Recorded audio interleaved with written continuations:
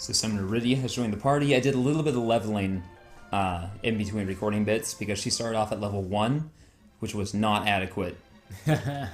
In fact, this is a good segue into something I was going to find time to talk about, but you can do a solo Cecil run of this game. Really? Where you, whenever you get a new character, you just kill them right away and just use Cecil. Because there are a few in fact, having just Cecil is very advantageous for a few reasons. First of all, he has very high physical defense. And if you put him in the back row, he has even higher physical defense. Ooh. It doesn't merely cut physical damage received in half, like you might expect. It can actually it can increase his staying power by an order of magnitude. There's one spot. I know, fish, pike, and evil shells. There's one spot in particular which is very good for leveling, because there's an enemy who just summons enemies over and over, and you just keep killing the things they summon, and you get experience and gil for each one of them that you kill. If Cecil is in the front row and he receives a physical attack from either the summoner or the thing that's summoned, will take about 30 to 50 damage, which at that point he has about 1,000 health, which means he can take, about 20 hits. Yeah. At least 20 hits. If he's in the back row, he takes 1 damage. What? Because he gets such a physical damage boost, physical defense boost from being in the back row that it just cuts it dramatically. And now he can take 1,000 hits before he'll die. What does that do to his attack output? That's the thing. Normally, putting a character in the back row, it drastically cuts their physical attack power. It cuts their attack power in half, more or less. Oh, the problem there is that I went to go talk to that old man, and he's like, "You can't come through." Like, fucking why? So I have to come all the way back to Kaipo and find Rosa, who's just hanging out. But back to my point. Normally, they receive a significant damage reduction when they're in the back row. When the rest of the party is dead, Cecil still has a damage reduction, but it's not nearly as severe. So by having Cecil in the back row, you have a character with immense physical defense. Slightly hampered, but not to the point of being debilitating physical attack. He receives 5 times the experience he normally would. Oh shit! Because the characters don't get anything. They don't get anything, and the experience you receive is divided between everyone who's alive.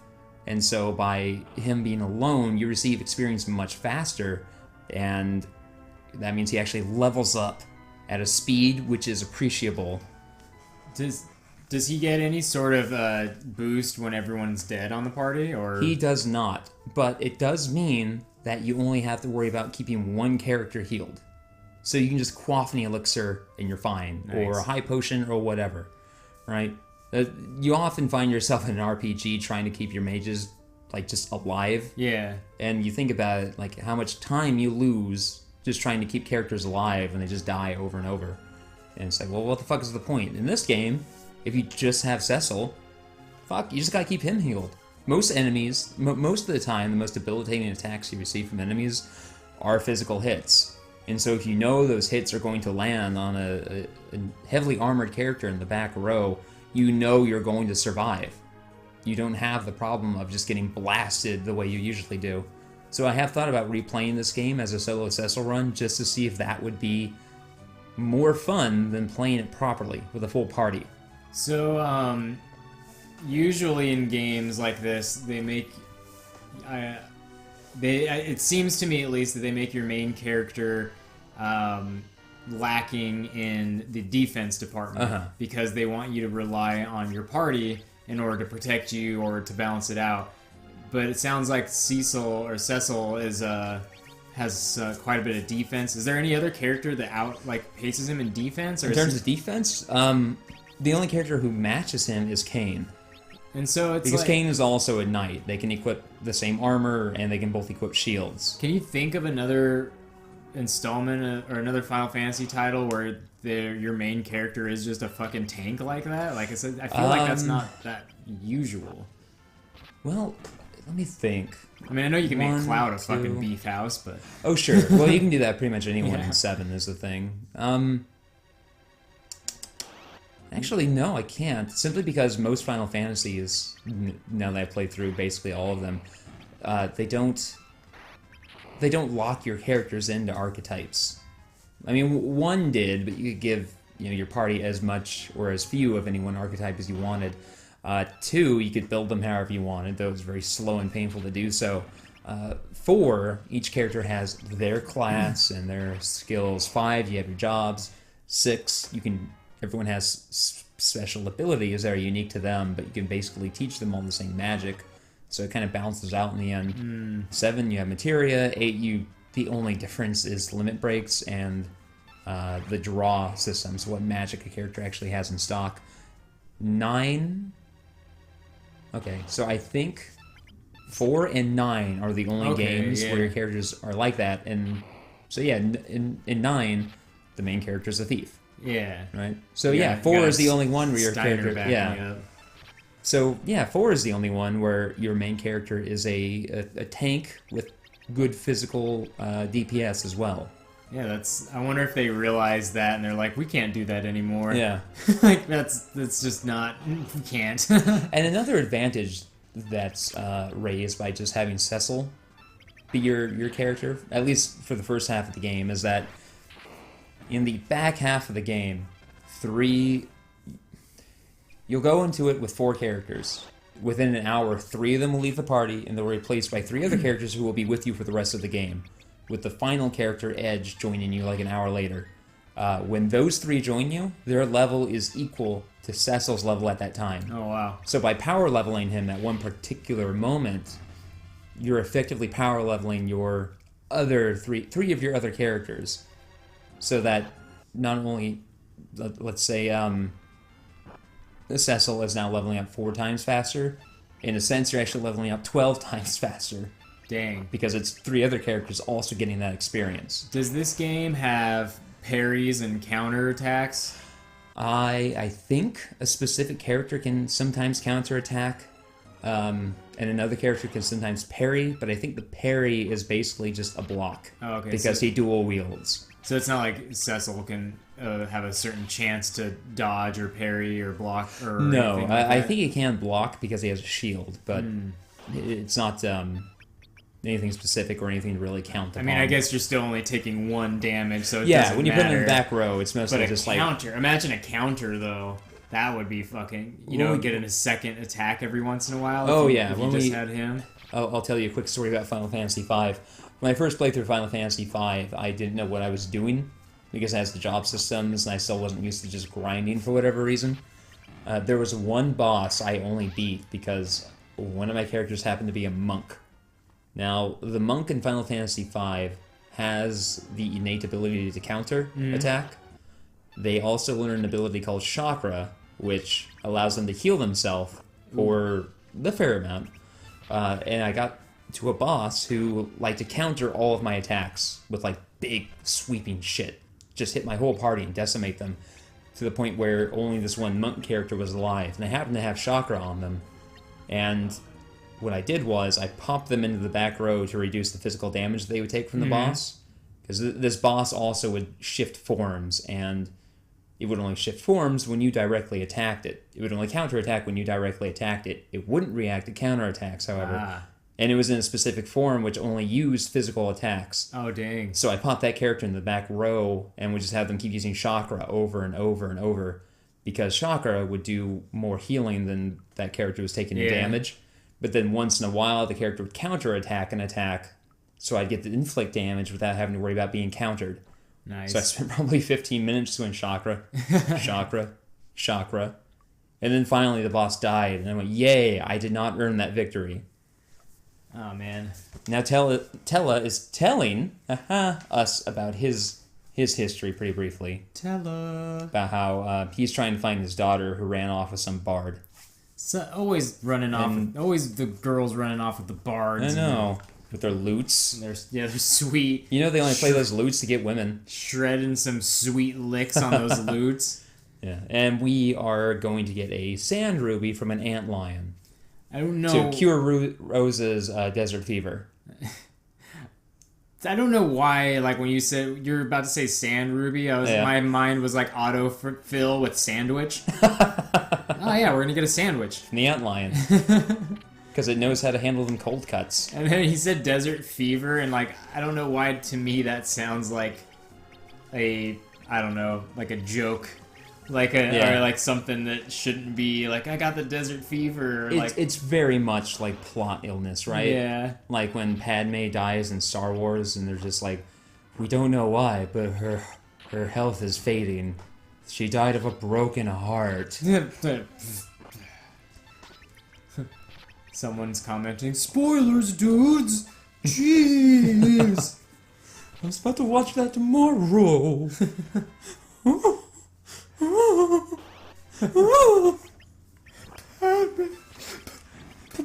Padme, I love you. Why'd you wear that dumb makeup in the first one? What the fuck was that?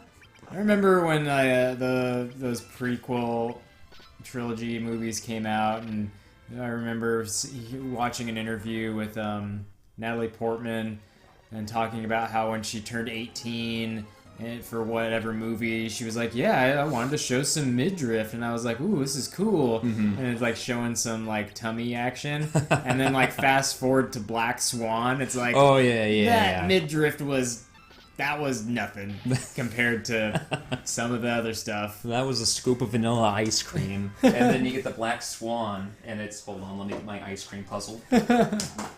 Which I thought. Oh no, yeah. Oh, shit. And the Black Swan is this fucking... Oh god. Oh, this man. like bubblegum party. Fuck, those look so good. They all look so good. If you want to know what looks so good, by the way, go into Amazon and look up Eurographics ice cream flavors, and you will find a 1,000-piece puzzle of the most delicious ice creams imaginable. It's pretty bad when, like, looking at those ice cream sundaes, I imagine they taste great, obviously, it's just ice cream and cookies and shit, but I mostly just want to eat it for how it looks. Same thing with the donuts up there. Oh, yeah. Like those pink fuckers, like, those oh, pinks, god. that green one and that blue one in the bottom row. Yeah, the god blue and the damn. white, like, yeah. why? Fuck.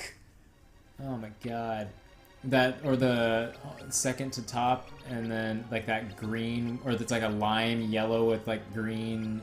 Like green stripes, and it has like a chocolate or a big nut or something in the middle. And then that, I don't even know how to describe that other color over there on that same row, but on second from the right, like the pinkish kind of. Yeah, the pink with the blue. Yeah. What is that color? It's like it's not even pink. It's like, it's not a color you get naturally. Yeah, it's like a pink, but a very, very red pink. That isn't RGB color. Like if you were to like hit the CMYK, it would like muddy it up, but it's like this glowing donut. Oh god. Of impossibility. Yeah. Donut of impossibility. Glowing donut. I didn't even notice the rainbow one that looks like Google. Oh yeah. The Google Chrome donut. Yeah. The Chrome nut. God damn. Looks so good. Dude, those mermen? The tiny mages? Or like the water hag looked like they had that strut, like that pose. That was... Yeah. I like that the tiny mages are basically just a character model who's been afflicted with mini. Yeah. What are they doing here? What's their beef? They just want to drain your mana and then cast fire on you. They just want you to know that they're, although small, that you should take them seriously. You know what we're packing? Oh, what's great about this game is that when you buy items at the shop, it doesn't automatically stack them. So I was buying stacks of 10 potions or like single There's not just a antidotes. Sort, like a sort button? There is a sort button, but it's at the very bottom. Oh god. And right now, I have no reason to go to the very bottom, so I don't discover that for a little while. I imagine when you get there, it just pauses on it for a bit. Like it might. I can't recall, but it might. Just a few beats of you sitting there staring at it going, God damn it. And then I was a little shocked at that moment, I remember, because I cast Bolt on these frogs and it did no more damage than would have anything else. Toad Cecil, so cute. I love the toad spells in these games. Yeah, look at the little happy dance. No, it's still doing calisthenics.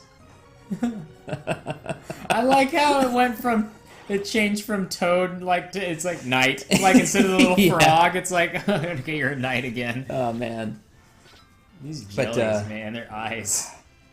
But I was a little frustrated because I cast Bolt on those toads and it did almost no damage, or at least no more than I would expect from anything else, because I forgot that in Final Fantasy, amphibians are weak to ice.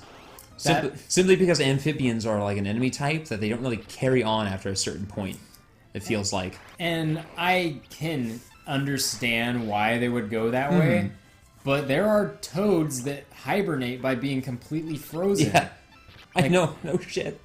It's like, it doesn't and when make I look sense. at when I see a toad, I know it's not a fish, but I do think water.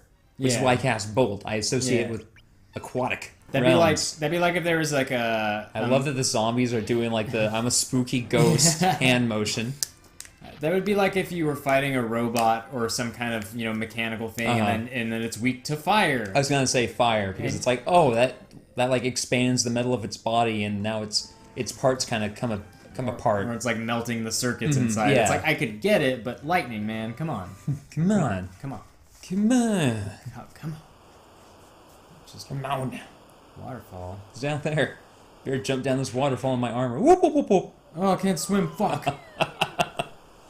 I imagine Cecil just walking into the water and just fucking his head disappearing underneath, and then he walks back up and goes, "I have a problem.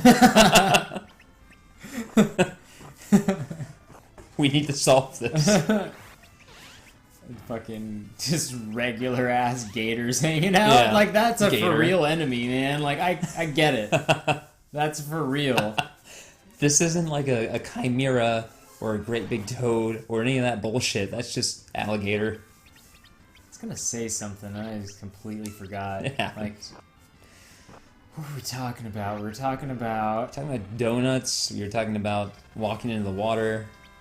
And then like Talking about toads and robots and fire. Ah, damn It's it. gone. It's gone. I hate that feeling. It's gone forever. Because you know that it's in there somewhere. You're just not gonna find it. Maybe it'll pop back up. It's like when you give up on finding a key. It's like, I'll just make a copy from Jamie's key. Fuck it. Oh, okay. I remember what I was gonna say. Cecil's portrait reminds me, or rather, Shovel Knight reminds me a lot of Cecil's portrait. Yeah, it does, actually, now that you mention it. Oh, what's great there is I found that item. I found 2 Hades, right? Mm-hmm. Hades is the next level of armor for Cecil. Unfortunately, because this game doesn't have because it's so limited in text, it doesn't explain what the item is. Oh. And there are other items in this game called, like, Hermes or Zeus, which are items you use in battle. And so it doesn't occur to me that this is something I should equip. I assume it's just some item I'll consume later. And so I have really good armor hanging out in my bag right now. Yeah, sweet named armor at that. I can even see it right there, but I just go past it too quick. I love named weapons and armors. Like not like mithril sword. Yeah, but when like, it's not mithril sword, when it's like manslayer. Or like Hades is really, that's a fucking cool name for armor. Like armor doesn't get that treatment usually. It's like, the weapons that get names and stuff. That's hold on. That's something I love about Vagrant Story, which I recently bought a guide for. Oh shit! So we'll have to play this sometime too. I'm looking forward to that. But something I love about this is every room in this game has the best fucking name. Let me just find let's see. Here is one section of names for the abandoned mines. You go Dreamer's Entrance, The Crossing, Miner's Resting Hall, The End of the Line, The Earthquake's Mark, Coal Mine Storage, The Battle's Beginning, Nice. What Lies Ahead, The Fruits of Friendship, The Passion of Lovers, The Dark Tunnel, Rust and Peace, The Smeltery. That's a lot of work to put into naming rooms. Clash of Hyenas. Damn. Live Long and Prosper. Trader's Parting. Okay, now we're on to a new area, but this new area has a room called the Rue Bouquet. Fucking Octolam. Yeah, I know. Look at this. Look at his fucking face. Do you have to? Is each tentacle have its own thing, or is it just no? one? This is one of the situations where you attack one target and then the individual tentacles just disappear. Oh, Chocobo summon, Choco kick. Vagrant Story was the first game that I remember becoming familiar with degrading armor and shit and weapons. And boy, was I pissed when I broke an item and that was so cool. I had made a really cool sword, and then it broke. And then I never learned from that mistake, because I remember when Dark Cloud came out, and I was like, Dark Cloud is cool, I like this game, I'll play it. And then I made this sweet sword, and then it fucking broke. Just broke. And then I stopped playing Dark Cloud. Oh man, I think I want to play Vagrant Story more just so I can make armor and weapons in that game again, more than to experience the story again. Yeah. Although I do want to experience the story because I remember it being incredible. I just don't remember much about it, and having a fucking spot-on localization. Yeah. It's incredible how well localized that game is for the era that it came out in. Yeah, I would love to see it again, because it's like, it's a full 3D game, right? Like you it's a full 3D game. You run around 3D environments. Your attacks are based on like three-dimensional matrices, where it's like, oh, if this attacks in a frontal cone, or this attacks in a vertical cone, or a sphere. You know, when you have your weapons, you have to consider what is the literal reach of them, because you can't hit a target if it's outside the range of the weapon. I see. So it's great, because late in the game, you can go back to the first boss, a Minotaur, except now it's a zombie Minotaur, and you can fight him as much as you want, and he has a chance to drop his mace, which is like 15 feet long, and you can just wield it as is. If I had all the time in the world, I would love to go play Valkyrie Profile. I have Valkyrie Profile. Like that. And I should buy a guide for it, so we don't need all the time in the world. We just know what to do. I love that combat system. Like, I that's can't why fucking wait for Indivisible. That's why I backed Indivisible, is because it's Valkyrie Profile again,